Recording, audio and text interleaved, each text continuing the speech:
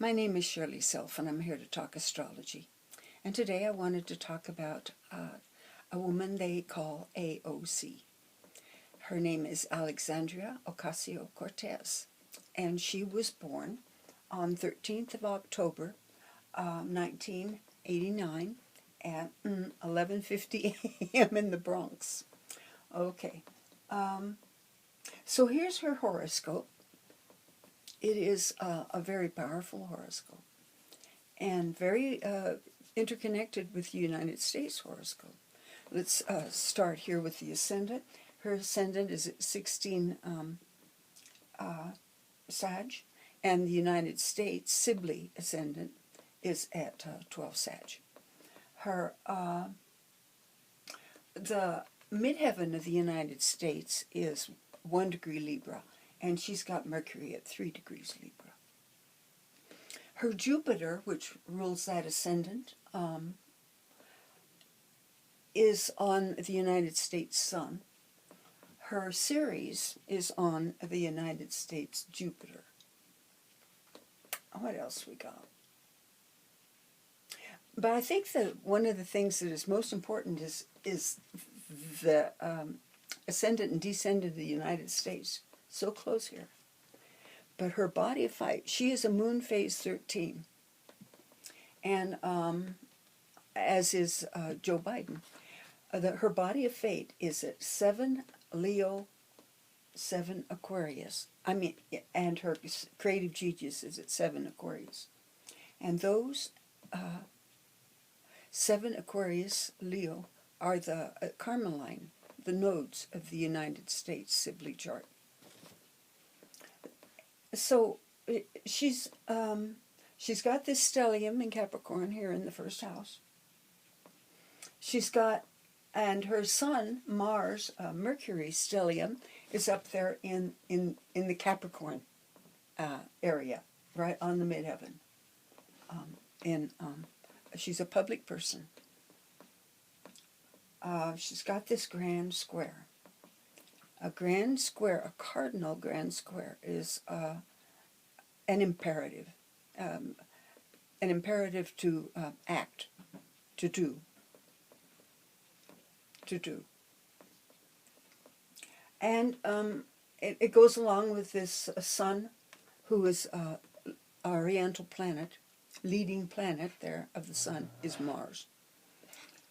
So to make an impact on the world, to move the world toward fairness, Mars and Libra.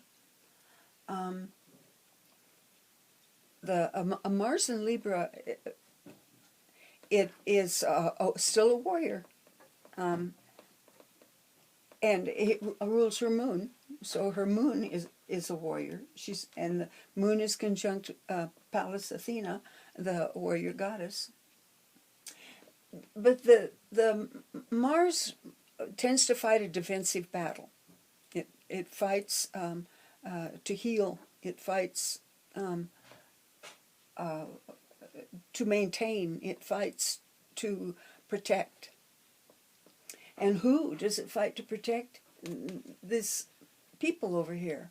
People over here who are, notice the Jupiter is within 6 degrees of Chiron and 6 degrees of Ceres. And so the fact that people do not have food or shelter or any kind of security is personally wounding to Alexandria Ocasio Cortez. It's personally wounding. And so that's a lot of her motivation for to bring equality, to bring fairness into our government. And that is her goal, to be in government so that she can promote, work for, and fight for. This is a woman warrior here. And what does she carry? Uranus rules socialism, Saturn rules government, and Neptune rules democracy. So what she's asking, what she is what she values, what she carries, that she considers valuable, is an idea on how to make these people more secure. Notice the Jupiter is very close, 1 degree from a direct opposition to the Neptune, 2 degrees from the Saturn. And so this very much describes the people that are her constituency, the people she works for. And it describes the kind of government that she is promoting, which is democratic. Remember, Neptune rules democracy. Democratic socialism. Uranus rules socialism. So it's interesting. The woman has the sun. The only aspect the sun's got is this obligation to the nodes. It's a trine to the nodes. So the sun, the interesting thing about the sun is that it's your ego. There doesn't seem to be a lot of ego here. There is a mission. There is a mission. That Mercury up there in the 9th house gives her a job to do. A job to do. So the nodes here, this 16 degrees on the ascendant-descendant, is the United States ascendant-descendant is 12 degrees of Sagittarius, Gemini.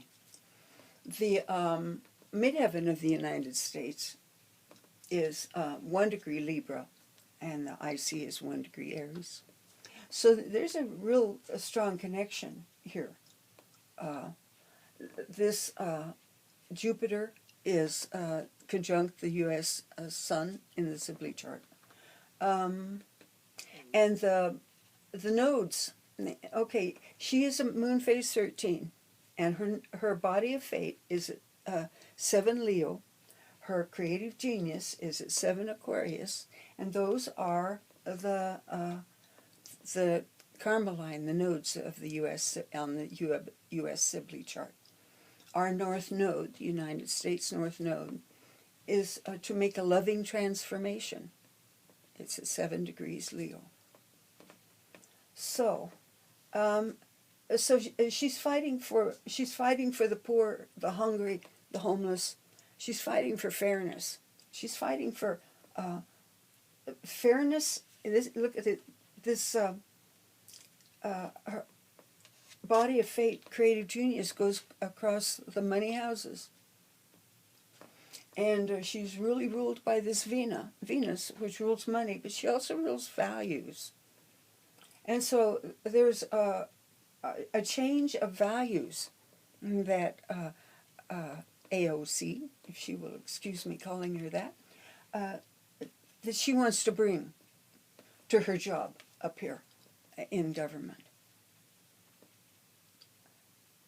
So the Chiron's making all these aspects. It's in the 8th house, and an 8th house, a Chiron, remember, is the wound that lets the light in. It's the wound where if you pursue that wound, if you go to work on that wound, you begin the adventure of your destiny. So it's the door. And what's interesting about the Chiron is so important in this chart. It's connected with just virtually everything here. A moon phase 13. Let me show you this really quick. I don't have room for all of it, but I have room for some of it here. Okay, moon phase 13 is right here. Right here. The card is the Empress. The path is between Saturn and Uranus, and it is the path of Chiron. The path of Chiron. And so, so that Chiron is very important to AOC, Alexandria, as it is important to Joe Biden. Joe Biden's got Chiron conjunct the North Node in the 9th house. Teach us, O glorious master. So the Chiron squares. It's a partile square, Mars. Now, Chiron square Mars. Well, Chiron's in the 8th. Let me go back to let me talk about Chiron a bit. Chiron's in the 8th. It's on the cusp of the 8th. It's in the 7th house. Now, I have a Chiron in the 7th house. And my Chiron is also in Cancer. And I became very early aware that there was not an equal relationship between men and women, as my father had the power to sell my mother's house, the house she had bought with her own money. So somehow this unfairness, and it's not on it's on the cusp of the 8th, and remember that anything on the cusp, but not in the house, has more of a Pisces cast. If it's in the house, it's much more active. So on the Pisces cast here is the suffering that virtually brings death to people. She's working. Alexandria is her constituency are people who are suffering terribly. They don't have enough food. There's Ceres right there. They don't have any security. And the Jupiter in Cancer should be security. I mean, Cancer's security. And Jupiter in Cancer is exalted because that's a lot of security. Okay. So the grand square in cardinal houses, she has got 8 cardinal planets. This is an immensely busy, hard-working, mountain-moving horoscope here. This is a very powerful horoscope. 8 planets are cardinal planets. Now, the balance, and she's got 1 fixed planet and 1 mutable planet. The balance in elements is much better. Let me see, I read that to you. She's got 2 fire, 3 air, 2 water, and 3 earth. So her element balance is very good. But her energy balance, and notice the energy she's got the Sun, Mars conjunction. And it's a 4-degree conjunction. Now you can look at the degrees that a aspect is off, and you can kind of draw nuance from those. Like if you have an opposition and it's 2 degrees off, then it makes the opposition even worse, because 2 degrees is an opposition. 3 degrees is a trine. So a 3-degree difference in aspect is easier to deal with. And it also can be more permanent. Trines don't they're not mutable. They're stable. Anyway, so this one is 4 degrees off, and that kind of squares it again. So squares are imperatives. They're challenges, inner conflicts that must be worked out. So, so Chiron square the Mars. I know I started on that a long time ago. Let me see if I can finish it. It has to do with, well, I would guess it would have to do with the oppression of women. I mean, Cancer is women, Mars is men, and the Libra is fairness, relationship. And so I'm thinking that a very early wound happened because she became aware of the oppression of women. So, and the Chiron is opposing the Neptune, and let me see what I've got about that. Nothing. So that makes it, actually a Chiron-Neptune opposition can work really well together. It's really very functional. because it almost knows where to attack it because it's psychically aware. And that's a 13 for you. They are, remember, a 13 follows the initiation of 12. And 12 has been introduced to the powers, personal, spiritual power in their gut. And so what 13's job is to do is to bring forth that power and to and do it while walking through purgatory. There's got to be a purge of past habits, past attitudes, virtually a purge of anything in the past that was any guidance to you, because a new guidance has been found, a new ideal has been found, and so what 13 has a lot to do with is got to make the right choices. It has to make the right choices. Wrong choices can be very harmful, very bad results. Like finding somebody to marry. 13 has to marry somebody that doesn't feed into their vulnerability. And a 13's vulnerability is emotional. What 13 must do is purge all the emotional commitments, ideals that were back there, that are no longer compatible with this new ideal person that 13 is trying to bring forth. So it's a purge. It's a purge, and the decisions of what to bring to oneself, and that includes a marriage partner.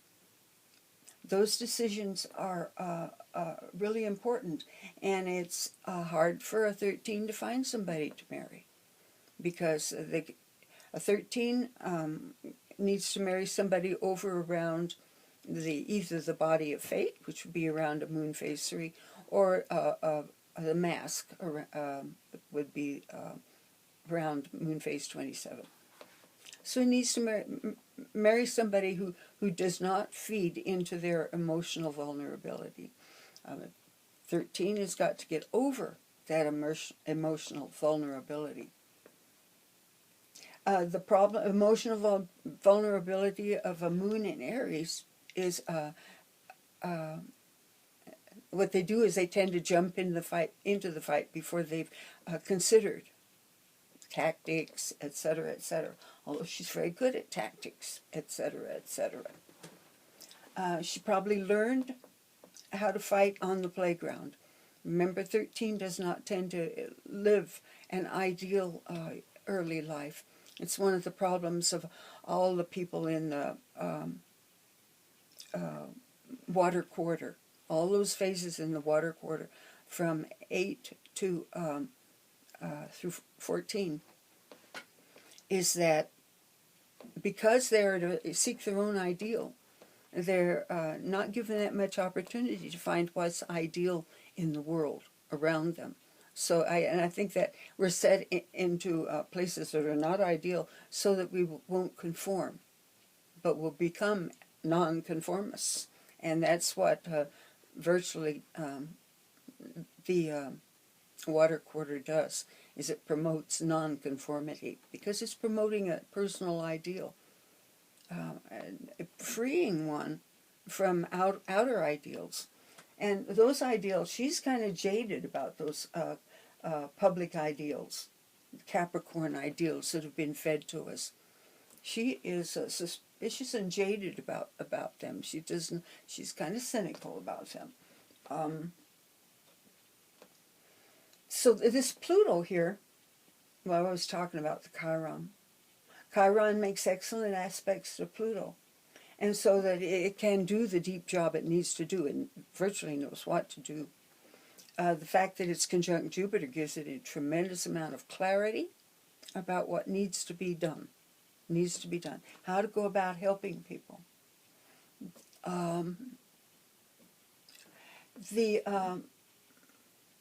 The guidance that a moon phase 13 gets is from those deep convictions that they get from not from what other people are saying, not from what other people say, but from the deep convictions.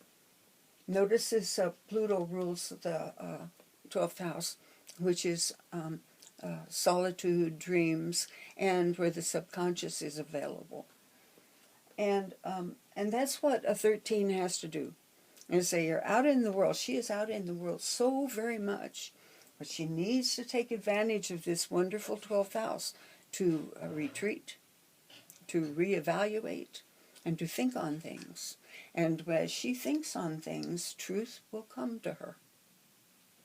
Truth will come to her. The Pluto here is very, very good at rooting out bullshit.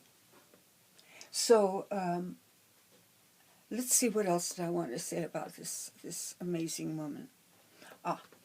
The 8th house, body of fate. Now the body of fate for people on the phases on the right side of the diagram of the circle, and that means that everybody from 8 to 22, 21, sorry, are the people over on that side have a lot of negativity that comes with the body of fate. A lot of negativity they have to deal with. The negativity she's had to deal with is loss of love. Loss of love. You can look here and see loss. Neptune is conjunct Vesta. So there's a loss of the sacred in her world. A loss of due to the government's incompetence. A loss of, and one of the things that Vesta is, well, Vesta, she is the fire on the hearth. She's that fire that connects us, the fire that connects us, spirit that connects us. And that spirit has been really, really wounded. And it has been really, really wounded. I think about the way the world has changed, and we have fractured. As I was born in 1940, and we were pretty cohesive. Of course, it was World War II. We were cohesive. We were pretty much a unit. Well, the government was oppressing anybody that was not wanting to be of this unit, like people who wanted a more socialist government. And anyway, we have just fractured, and I think that has to do with our Neptune. Our Neptune in the United States Sibley chart, it's the Neptune is in the 9th house, intercepted, and it's in Virgo. In its detriment. And the thing is, Neptune has a lot to do with unity. But Virgo has to do with factions. And so what we see up there in our house of religion, the 9th house, is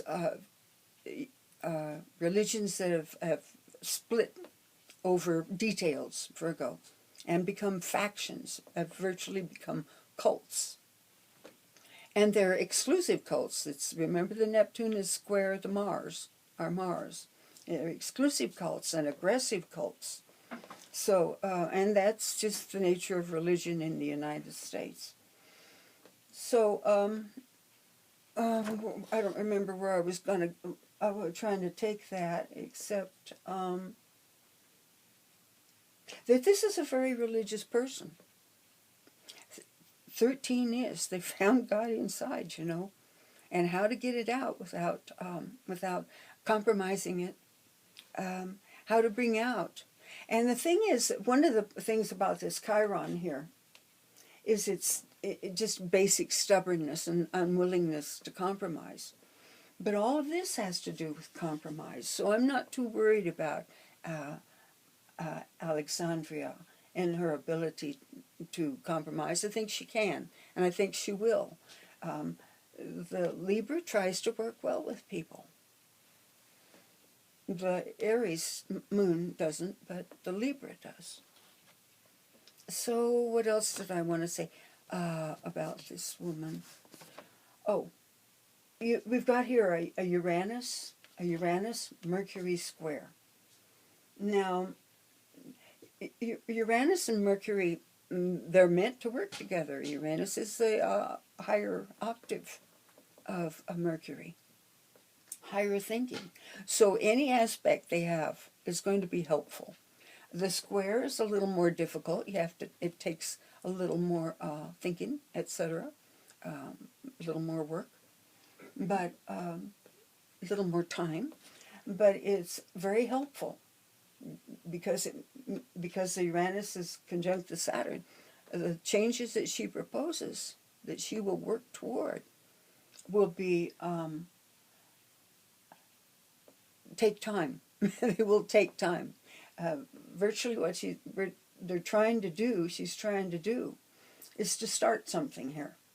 Start something here. Start the arc of the country moving toward fairness, toward balance. And I wish her luck with that. So I don't know her story, but a great deal of loss has motivated her. And it has to do with the way that our country is. The wounding that the country has been enduring, she takes it very personally. Very personally. And I think she has got the chops to help us to retrack ourselves, which I think is the job of the next 2-3 years until we have our new moon. We're going to have a new moon. The United States Sibley chart is going to have a new moon in 2024. Our new moons are pretty good. Our full moons bring us meltdowns of banks, wars, the election of Ronald Reagan, and other disasters. But, so that's Alexandria Ocasio Cortez. A moon phase 13 has to become emotionally pure. Their emotions have to be their own. They're very vulnerable to the emotional environment. And it's a problem. The emotional environment is here shown us by the moon, by Pluto, and by Cancer here, the Jupiter in Cancer. So she's very much vulnerable, like Biden is, to the emotional environment, and that is her issue, is to always walk out of the environment into her own space and say, okay, now what's me and what's them? She needs to learn to differentiate between what other people are feeling and what she feels, because what she feels is her guidance, and she needs it to be clear and clean of other people's whatever, other people's trauma. Anyway, the woman is complex, and I'm glad she's in our government, because it looks to me that if she can stay undefiled, good luck, dear. If she can stay undefiled, she can be a real asset to people, to the people of the United States, to our Cancer planets, who are not secure, and that's what Cancer wants, is to be secure. So I hope that you're well, and that you're wearing your mask, and that and that you get in enough loving. And I never thought I liked hugging until I didn't get any. And anyway, I pray that you're well, and I ask may the gods bless you. Bye-bye.